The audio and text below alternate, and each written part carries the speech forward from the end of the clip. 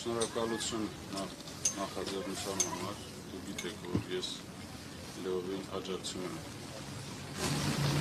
եմ այս նախաձեռնությանը, տեղյակ եմ մանրամասը, նաև մենք պարբերաբար հանդիպումներ ենք ունենում, տեղյակ եմ մանրամասը իրականացվող աշխատանքնի,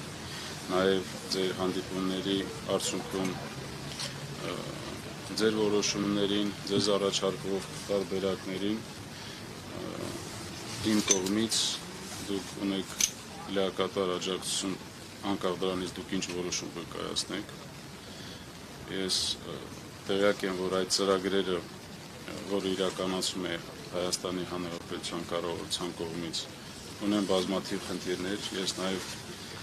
առիթ եմ ունեցել բնակարանային աջակցման ծրագրի վերաբերյալ իմ որոշումը հայտարարել դեռ նախագծային փուլում եւ ասել, որ դա հենց սկզբից տապալված ծրագիր է։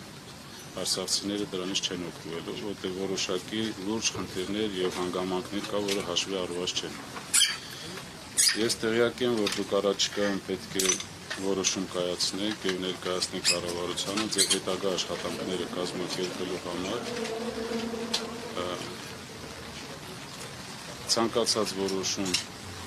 ձեր կողմից ես համարում եմ, որ դա նաև մեր ժողովրդի կողմից դուք ունեք այդ լիազորությունը նման որոշումներ կայացնելու եւ ես պատրաստ եմ աջակցել, այդ թվում եթե դուք որոշեք տեղափոխեք գրասենյակային պայմաններում աշխատանք իրականացնեք, պատրաստ եք նաև մեր ներկայացության հնարավորությունները տրամադրել եւ ապահովել ձեր էֆեկտիվ աշխատանք։